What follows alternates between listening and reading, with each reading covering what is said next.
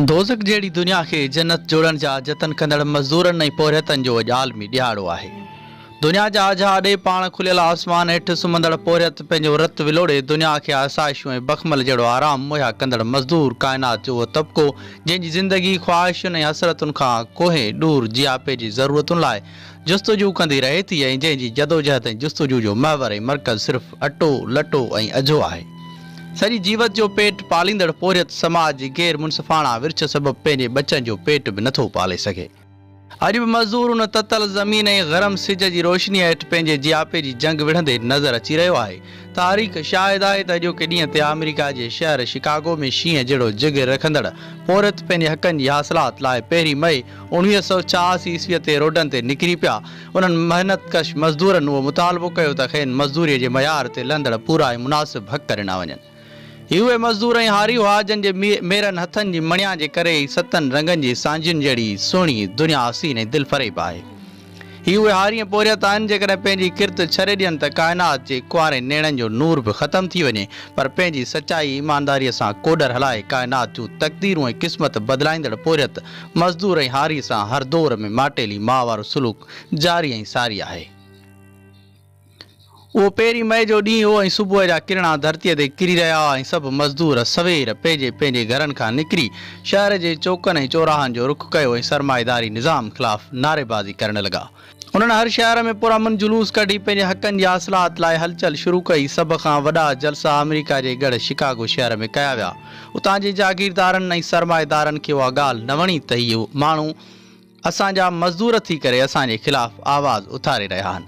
मज़दूरनि जे हक़ ऐं सच जे नारनि ते सरकार मछिरजी पई। उन्हनि हथे ख़ाली मज़दूरनि ते गोलियुनि जी अणखुटंदड़ बरसाति जो सिलसिलो शुरू कयो, पर उहे मज़दूर पंहिंजे इरादनि ते हिमालय जबल वांगुरु अटल ऐं साबित क़दम रहिया ऐं पोइ ते न हटिया। 2 मई खां 6 मई ताईं शिकागो जे समूरनि कारखाननि में हड़ताल, मुज़ाहिरनि ऐं जलसनि जुलूसनि जो सिलसिलो जारी रहियो, जंहिंमें केतिरा ई मज़दूर गिरफ़्तार थिया।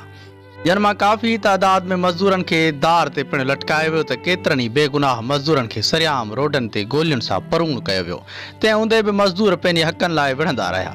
मज़दूरनि पंहिंजा कपिड़ा पंहिंजे साथियुनि जे रत सां रेटा करे पंहिंजो झंडो बणायो। तॾहिं खां हिन वक़्त ताईं ॻाढ़ो झंडो पोरियतनि जे झंडे तौरु सुञातो वञे थो ऐं उहो ॻाढ़ो अलम पंहिंजे हथनि में खणी अॻिते वधंदा रहिया।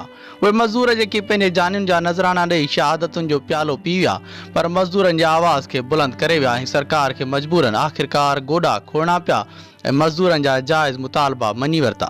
जन में अहम मुतालबो इहो त पोरियतनि खे 18 कलाक जे पोरे कराइण बदिरां 8 कलाक पोरियो करायो वञे। 1 मई ते सॼी दुनिया जा पोरियत पंहिंजे शहीद साथियुनि जी यादि मल्हाईंदा आहिनि, जेकी 1 मई 1886 ईस्वीअ ते शिकागो में मुतालबनि जी मनता लाइ पुरअमन एहतिजाज करण ते मारिया विया हुआ।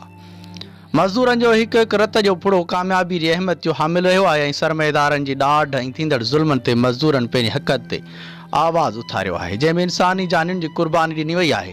तव्हां तारीख़ में ॾिठो ऐं पढ़ियो बि हूंदो त पंहिंजनि मक़सदनि में कामयाबु थियण लाइ तहरीकुनि खे हमेशह कुर्बानीनि जो नज़रानो ॾियणो पवंदो आहे, जंहिंखां पोइ पंहिंजे हक़नि ऐं मुतालबनि में कामयाबी मिलंदी आहे।